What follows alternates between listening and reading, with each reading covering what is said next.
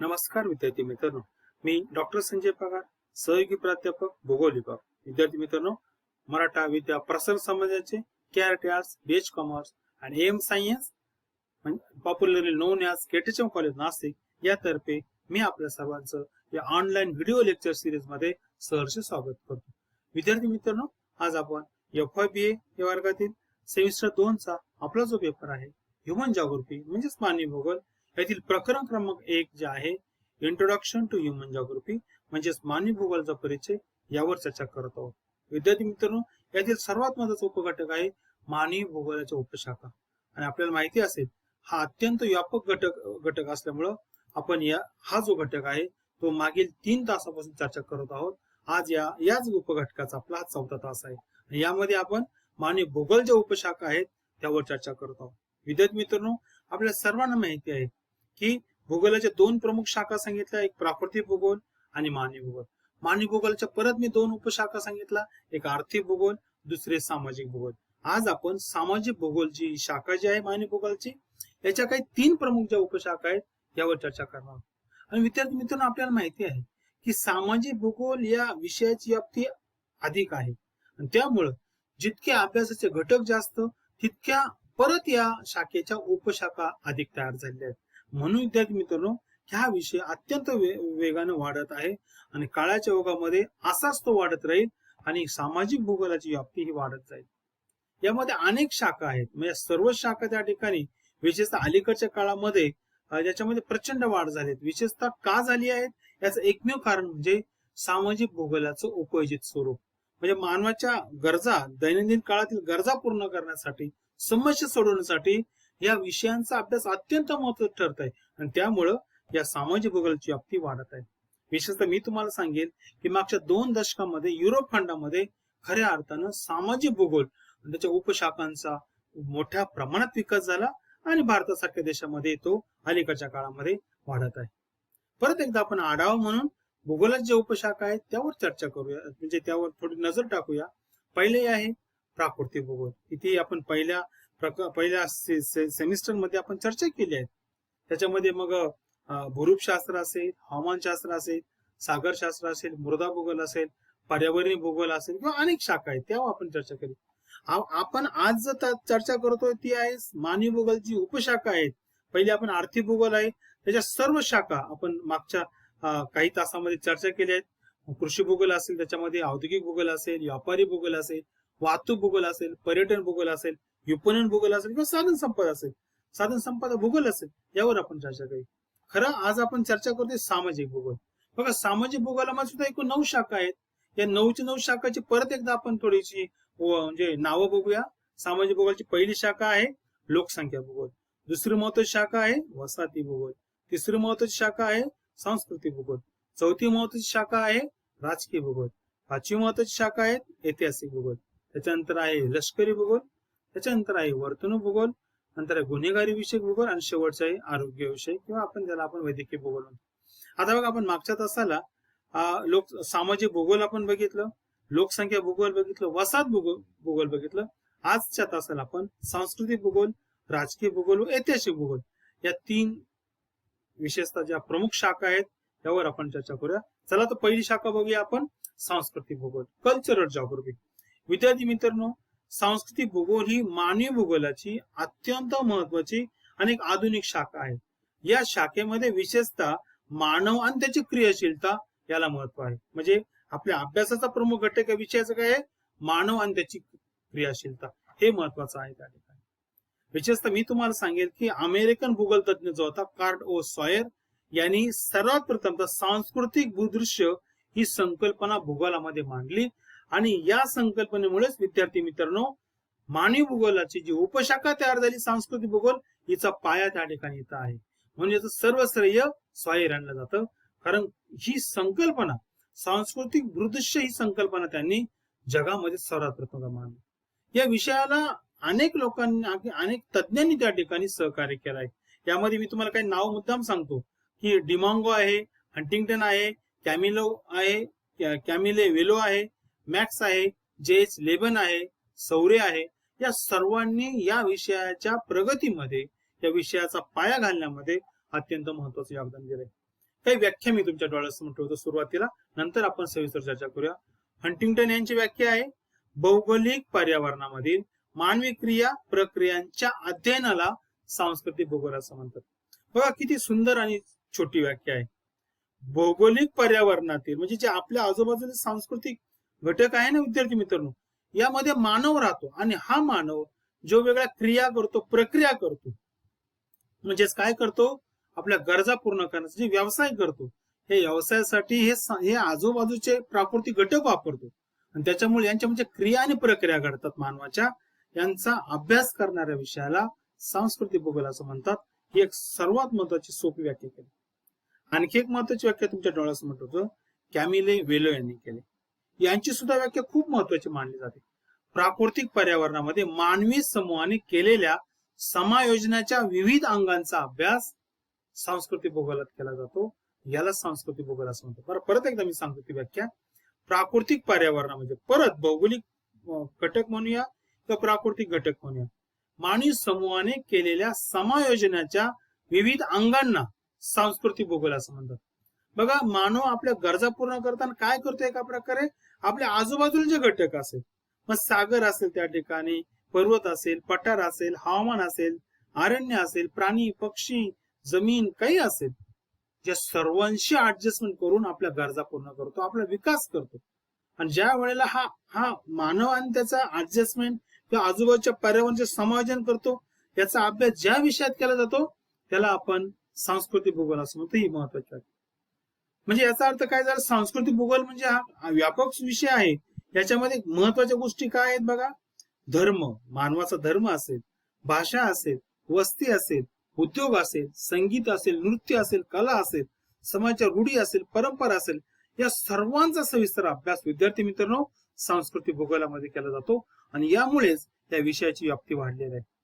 विद्यार्थी मित्रांनो, या ठिकाणी आणखी एक गोष्ट महत्वाची आहे, मानव व भौगोलिक विविधता या दोघांच्या परस्परातून साकार झालेले जे सांस्कृतिक घटक आहे, त्या सांस्कृतिक घटकांचं वितरण आणि त्यांचं वैशिष्ट्य याचा अभ्यास या विषयाचा खऱ्या अर्थानं आत्मा आहे, खऱ्या अर्थानं मूलभूत अंग आहे.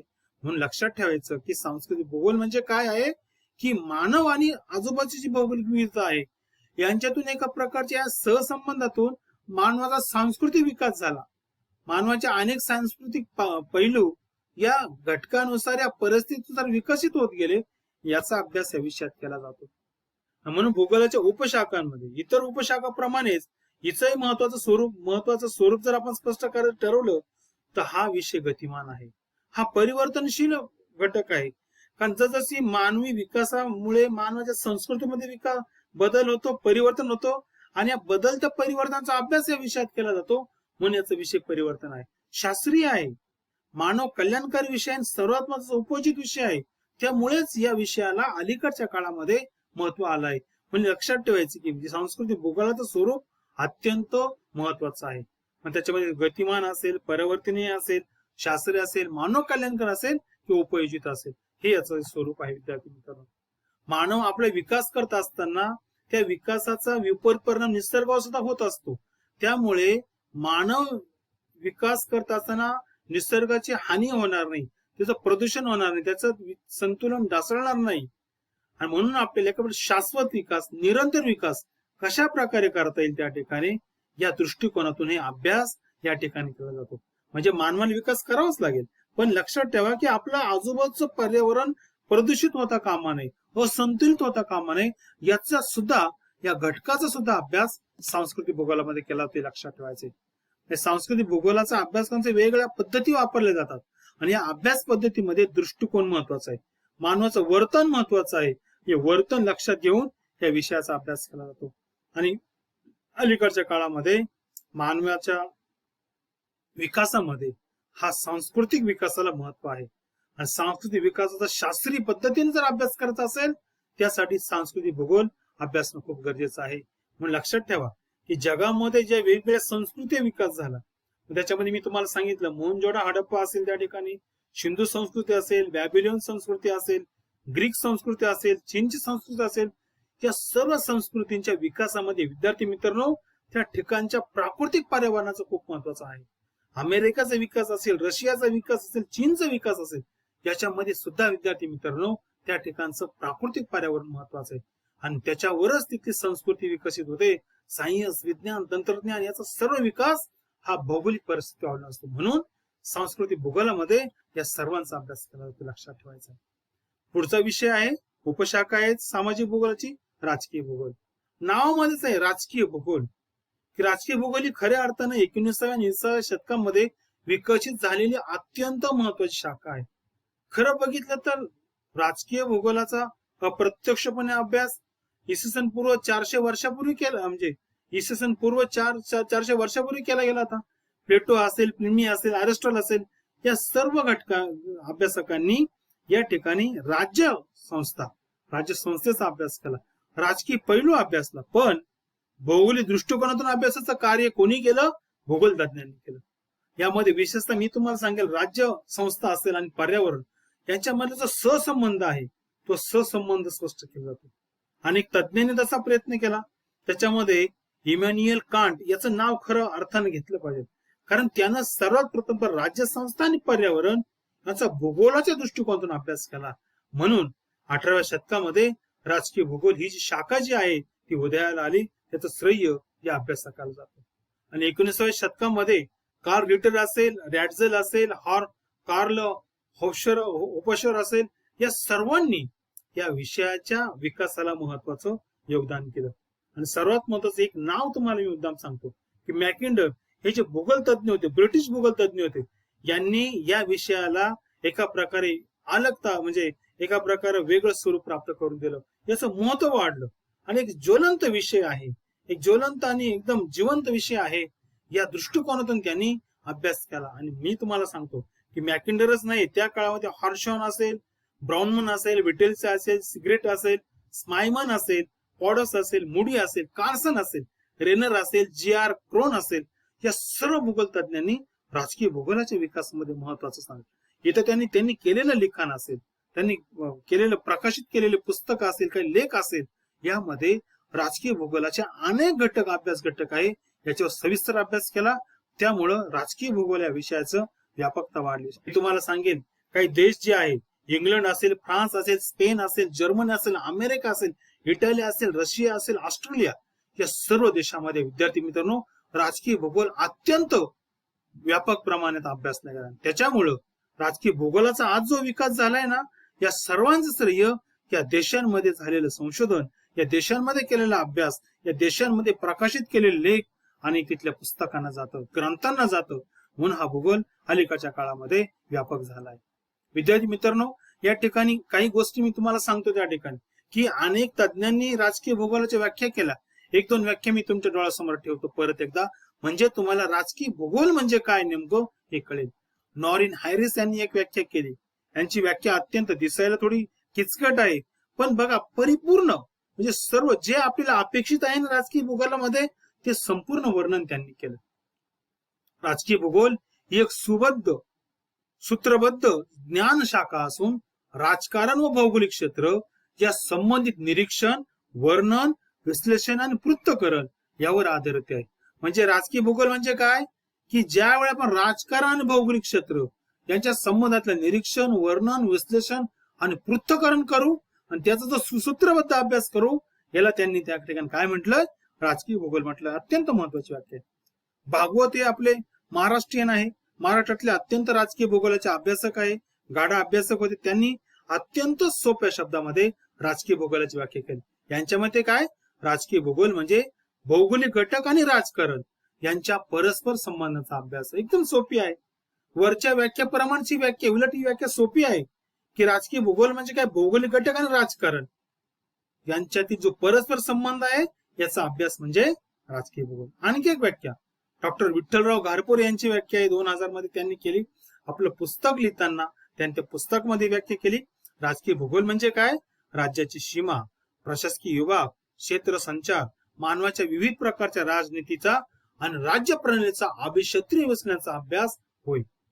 किती सोपी व्याख्या आहे बघा. याच्यामध्ये एक राजकीय संस्थेचं राजकीय वितरण त्या ठिकाणी अभ्यासाचं, म्हणजे राज्य संस्था जी आहे, राज्याच्या सीमा असेल, प्रशासकीय विभाग असेल, क्षेत्र संचार असेल, त्यांचा विस्तार असेल, किंवा मानवाच्या ज्या विविध प्रकारच्या राजनीतीबद्दल जे डावपेच आहे, राज्य प्रणाली जी आहे याचा अभिक्षेत्रीय अभ्यास म्हणजे अभिक्षेत्रीय विश्लेषणाचा अभ्यास म्हणजे राजकीय भूगोल. म्हणून ही सुद्धा व्याख्या अत्यंत महत्वाची मानली जाते. आणि विद्यार्थी मित्रांनो, सर्वात महत्वाचं मी तुम्हाला सांगतो की राज्य जे आहे, कोणते देश, भारत देश असेल व कोणते असेल, त्याच्या विकासामध्ये विद्यार्थी मित्रांनो त्या ठिकाणचा भूप्रदेश, त्या ठिकाणी असलेली जनता, लोक यांचं अत्यंत महत्वाचं असतं. आणि राजकीय भूगोलामध्ये त्या राज्य संस्थेच्या विकासामागे भौगोलिक पार्श्वभूमी काय आहेत याचा अभ्यास केला जातो. म्हणून हा विषय खूप महत्वाचा आहे.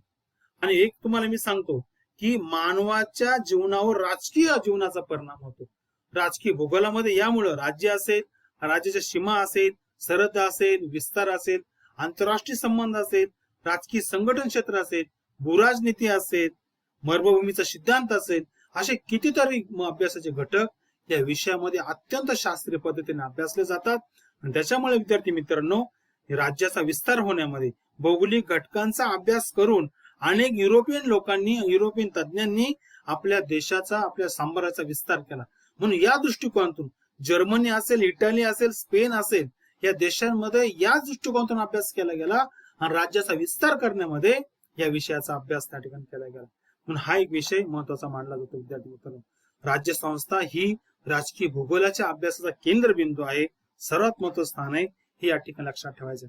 विद्यार्थी मित्रांनो, त्याच्यानंतर ऐतिहासिक भूगोल हा सुद्धा अत्यंत महत्वाचा विषय आहे. ही एक महत्वाची शाखा आहे विद्यार्थी मित्रांनो. या शाखेमध्ये भौगोलिक घटकांचा इतिहास अभ्यासला जातो. किंबहुना मी तुम्हाला सांगतो, विविध ऐतिहासिक कालखंडामध्ये ज्या वेगवेगळ्या प्रमाणच्या भौगोलिक परिस्थिती इतिहास घडवण्यामध्ये कशी अनुकूल होती, कशी प्रतिकूल होती, याचा अभ्यास या विषयामध्ये केला जातो. बघा, मी तुम्हाला सोप्या शब्दात सांगतो की ऐतिहासिक भूगोल म्हणजे काय. कोणतीही ऐतिहासिक घटना घडली, युद्ध असेल किंवा काही असेल, त्या ठिकाणी त्या मागे भौगोलिक घटक असतात. त्या भौगोलिक घटकांची पार्श्वभूमी त्या ऐतिहासिक घटनेमागे असते. युद्ध असेल, एखादा प्रसंग असेल, त्या ठिकाणी सर्वांमध्ये अधिक आपण चर्चा करूया त्याची, फक्त या ठिकाणी तुम्हाला संदर्भ म्हणून सांगितलं. बघा विद्यार्थी मित्रांनो, मॅकिंडर यांची व्याख्या मी आधी तुमच्या डोळ्यात सांगतो की त्यांनी काय सांगितलं. ऐतिहासिक भूगोल म्हणजे कालप्रवाह मागे जाऊन ऐतिहासिक काळातील भौगोलिक घटकांचा अभ्यास म्हणजे ऐतिहासिक भूगोल. बघा, इतिहास म्हणजे काय की आधी घडून गेलेल्या घटनांचा शास्त्रीय अभ्यास होईल. आणि यांनी आपल्या विषयामध्ये काय सांगितलं की कोणतीही ऐतिहासिक घटना घडून गेली असेल ना, ती घडल्यानंतर त्याच्या मागची पार्श्वभूमीचा अभ्यास करणं, भौगोलिक घटकांचा अभ्यास करणं, याला त्या ठिकाणी ऐतिहासिक भूगोल असं. किती सुंदर आणि सोपी व्याख्या केली आहे बघा त्या ठिकाणी. ऐतिहासिक घटना मागील भौगोलिक पार्श्वभूमीचा अभ्यास म्हणजे ऐतिहासिक भूगोल, हा या दोन्ही व्याख्यांचा सार झाला. परत एकदा सांगतो, ऐतिहासिक घटनांमागील भौगोलिक पार्श्वभूमीचा अभ्यास म्हणजे ऐतिहासिक भूगोल, हे अत्यंत महत्वाचे.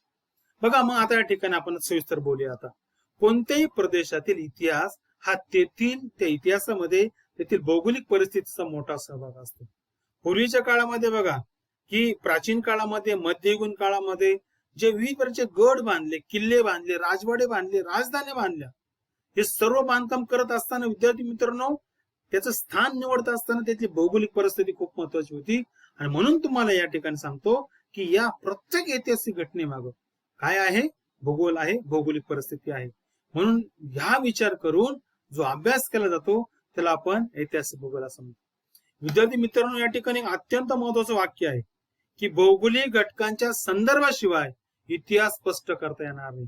इतिहास आणि भूगोल हे एकाच नाण्याच्या दोन बाजू समजल्या जातात. म्हणून तुम्हाला जर इतिहास समजायचा असेल ना, चांगल्या प्रकारे इतिहास समजून घ्यायचा असेल ना विद्यार्थी मित्रांनो, त्या ठिकाणची भौगोलिक परिस्थिती त्या ठिकाणी महत्वाची आहे. कारण त्या भौगोलिक परिस्थितीचा प्रत्यक्ष अप्रत्यक्ष भाग तिथला इतिहास घडण्यामध्ये, त्या ऐतिहासिक घटनामागे असतो, हे या ठिकाणी लक्षात ठेवा. म्हणून इतिहासाचा अभ्यास करण्यासाठी भूगोल अत्यंत महत्वाचा आहे. विद्यार्थी मित्रांनो, मी तुम्हाला काही आणखी सोपं करण्यासाठी काही उदाहरण देतो. बघा, शिवाजी महाराजांनी महाराष्ट्रामध्ये जे गड बांधले, किल्ले बांधले, वाडे असेल, राज्य असेल, राजधानी असेल, या सर्वांचं स्थान निवडताना, त्याची बांधणी करत असताना विद्यार्थी मित्रांनो, भौगोलिक परिस्थितीला खूप महत्वाचे. शिवाजी महाराज हे भूगोलाचे अत्यंत गाढे अभ्यासक होते. त्यांनी खऱ्या अर्थानं महाराष्ट्राचा भूगोल अभ्यासला होता. त्याच्यामुळे त्यांनी महाराष्ट्रामध्ये हिंदवी स्वराज्याची स्थापना केली. मराठी सत्तेची स्थापना केली, याचं सर्व श्रेय जातं त्यांनी केलेल्या भौगोलिक परिस्थितीचं निरीक्षण, त्यांना असलेलं भौगोलिक ज्ञान, हे सर्वात महत्वाचं. मी तुम्हाला एक उदाहरण देतो त्या ठिकाणी, की शिवाजी महाराजांनी ज्या लढाया केल्या, मोगल असेल, मुस्लिम असेल, अनेक लोकांची ज्या लढाया केल्या, त्याच्यामध्ये युद्ध जे केलं, गनिमी कावा हे युद्ध तंत्र असं होतं की त्या तंत्रामध्ये त्यांनी महाराष्ट्रातील म्हणजे दऱ्याखोऱ्यामध्ये लपून छपून शत्रूवर अभ्यास म्हणजे आक्रमण केलं, त्याच्यामध्ये यश मिळवलं. त्या यशामागं सर्वात महत्वाचं गनिमी कावा युद्ध तंत्र होतं, आणि या तंत्रामुळे ते शक्य झालं विद्यार्थी मित्रांनो. म्हणजेच याचा अर्थ या ऐतिहासिक घटनेमागे महाराजांच्या विजयामागे भौगोलिक ज्ञान हे खूप महत्वाचं असतं. अशा कितीतरी घटना असतील त्या ठिकाणी. म्हणजे महाराजांनी ज्या ठिकाणी राजधानी केली, आपलं राजगड असेल किंवा शिवनेरी असेल, त्या ठिकाणी त्यांनी जी सत्ता स्थापन केली, त्याच्या मागे सुद्धा त्यांचं स्थान महत्वाचं होतं. एखाद्या ठिकाणी जलदुर्ग बांधले त्यांनी, अनेक ठिकाणी संरक्षण ही गरज लक्षात घेऊन त्यांनी जलदुर्ग बांधले, अनेक किल्ले त्यांनी सागरामध्ये बांधले, त्या ठिकाणी काही किल्ल्यांना तटबंदी केली. हे सर्व करत असताना त्या ठिकाणी भौगोलिक घटकांचा संदर्भ त्यांनी वेळोवेळी लक्षात घेतला. आणखी एक महत्वाचं सांगतो तुम्हाला त्या ठिकाणी विद्यार्थी मित्रांनो, मराठ्यांचं पानिपत मध्ये युद्धामध्ये पराभव, 1761 जे युद्ध झालं ना, त्याची पार्श्वभूमी जर अभ्यासली विद्यार्थी मित्रांनो, ज्या मराठी या ठिकाणी लढले, पण मराठ्यांना लपून छपून गनिमी काव्याने युद्ध करायचं तंत्र होतं. पण ज्या वेळेला पानिपतचं युद्ध हे मैदानी प्रदेशामध्ये उत्तर भारतात लढलं गेलं, त्यावेळेला तिथं लोक या सैन्यांना, मराठ्यांना, मावळ्यांना लपण्या छपण्यासाठी, ज्याच्यामध्ये तरबेज होते गनिमी काव्याने युद्ध करण्यामध्ये, तशा प्रकारची भौगोलिक परिस्थिती तेथे नव्हती. आणि त्याच्यामुळे विद्यार्थी मित्रांनो, मराठ्यांचं या युद्धामध्ये पानिपत झालं, पराभव झाला. म्हणजेच याचा अर्थ बघा की या ऐतिहासिक घटनेमागे परत मी सांगतो की भौगोलिक घटकांचा सहभाग आहे, हे या ठिकाणी लक्षात ठेवायचं. विद्यार्थी मित्रांनो, या ठिकाणी आपण थांबूया. आपण आजच्या तासाला आपण ज्या महत्वाच्या ज्या 3 उपशाखा होत्या सामाजिक भूगोलाच्या, यावर चर्चा केली. आणि आणखी पुढच्या तासाला आपण 1 तास अजून आपल्याला लागणार आहोत. याच्यामध्ये उरलेल्या ज्या 4 उपशाखा आहेत सामाजिक भूगोलाच्या, त्यावर चर्चा करूया. या ठिकाणी मी थांबतो. धन्यवाद.